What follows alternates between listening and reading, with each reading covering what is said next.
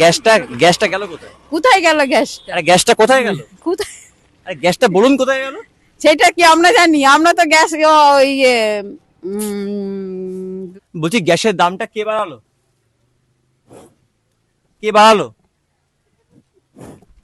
উত্তর পাইনি। এই উত্তর কিন্তু অজানা। গ্যাসটা কোথায় গেল?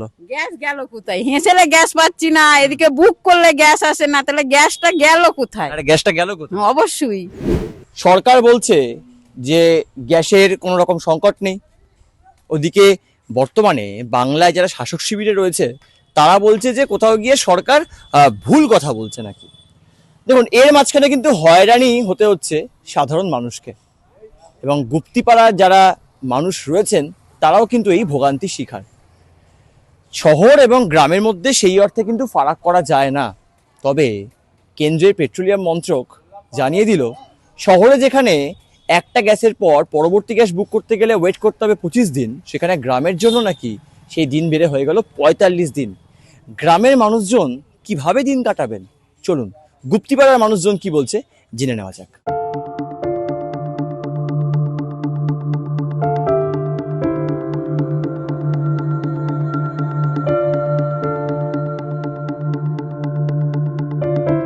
উনুন তো ব্যবহার করতেই হবে, কেননা আমরা উনুনেও কাজ করি।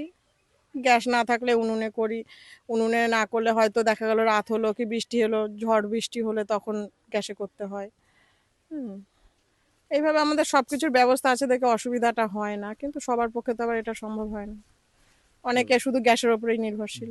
উনুন কি বানাতে পারি যে উনুন বানাবো? গ্যাসের উপর সম্ভব আমাদের? গ্যাস নাহলে কি দিয়ে রানবে? উনুনে করতে গেলেও তো সেই 200 টাকা কাঠ কিনে আনতে হবে, তো পয়সা পাবো কোথায়? আমরা কি সেই একবারে লাখপতি নাকি যে আমাদের লাখ লাখ টাকা আছে ভেঙে ভেঙে এনে খাবো? দিন আনা দিন খাওয়া সব।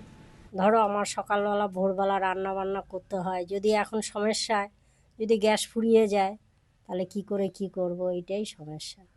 বাড়িতে কজন থাকে? আমার বাড়িতে 3 জন মেম্বার। আচ্ছা, তো এখন তো এখানে মানে গ্রামে তো বলেছে 45 দিনের আগে গ্যাস বুক করা যাবে না। হুম, আমার গ্যাস বুক করা আছে আগেই। এখন ডবল সিলিন্ডার তো, ওই গ্যাসটা ডিএসসি নাম্বার টাম্বার সব দিয়ে দিয়েছে, তা এখনো গ্যাস আসেনি। আগে 21 দিন ছিল, সেই 21 দিন শোনা গেল, কাগজও দেখালো 21 দিন পর পাওয়া যাবে। তারপরে 21 দিন থেকে এলো 25 দিন, 25 দিন থেকে শোনা যাচ্ছে এখন 45 দিন। এখন যারা লেখাপড়া জানে তারা দেখছে যে রাজ্য এবং গ্রাম, কি বলে, শহর এবং গ্রাম, এই দুটো জিনিস তো এক হয়ে যাচ্ছে। তা এখন এরা বলছে গ্রামে এটা পাওয়া যাবে, শহরে ওটা পাওয়া যাবে। আর মানুষ তো সবাই সব কিছু জানে না। এবার গ্যাস বুক করতে যাচ্ছি, বুক হচ্ছে না, বুক ফেরত আসছে, দিন রাত দেবারাত্রি সবসময় চেষ্টা করা হচ্ছে, বুক হচ্ছে না। গ্যাস তো বুক করছি, গ্যাস নিচ্ছে না, মনে হচ্ছে ফোন মানে নম্বর পাল্টে গেছে নাকি আমরা ঠিক জানি না, যে গ্যাস ঠিক মতো পাওয়া যাচ্ছে না। আচ্ছা, বলছি আপনার কি ব্যবসা আছে? আমার ব্যবসা আছে, কিন্তু ব্যবসার গ্যাসটা বন্ধ হয়ে গেছে, কাঠে করতে হচ্ছে।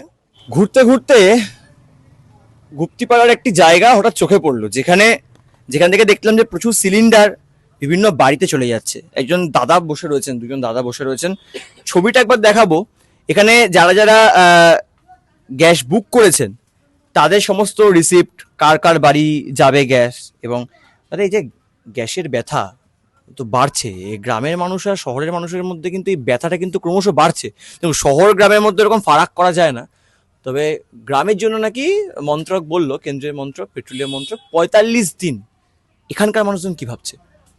এখানকার মানুষজন ভাবছে এটাই যে কিভাবে আমরা এখন গ্যাস ব্যবহার করব। একটা সিস্টেমে মানুষের ব্যবহার হচ্ছিল গ্যাস, একটা মানুষের গ্যাস 20 থেকে 25 দিন এর বেশি যায় না, সেখানে 45 দিন মানুষ কি করে রান্নাবান্না করবে, এখন সেই ভাবনা চিন্তা করছে। হেসেলে যারা থাকে তাদের পরিকল্পনা অন্যরকম হচ্ছে। এর জন্যে গ্যাসের একটা আতঙ্ক এসে গেছে। অ্যাকচুয়ালি আতঙ্কটা কিছু না, সবাই যদি সিস্টেমে চলে আশা করি এই সমস্যাটা মিটে যাবে। সাধারণ মানুষের মধ্যে একটাই প্রশ্ন, তাহলে এই উনুনই কি তাহলে শেষ ভরসা হবে? এই প্রশ্ন কিন্তু গুপ্তিপাড়ার প্রত্যেকটা বাড়িতে বাড়িতে আমরা গেলাম, তারা কিন্তু অনেকে উনুন ব্যবহার করছেন, কেউ গ্যাস ব্যবহার করছেন, কিন্তু ভয় ভয় ব্যবহার করছেন। যদি রাতারাতি শেষ হয়ে যায় গ্যাসটা পাবো তো? এই প্রশ্ন কিন্তু শহর গ্রাম মিলিয়ে সব জায়গায় চোখে পড়ছে। ক্যামেরা রিক্তা মুখোপাধ্যায়ের সঙ্গে সুব্রজিৎ চক্রবর্তী, এই সময় লাইভ, গুপ্তিপাড়া।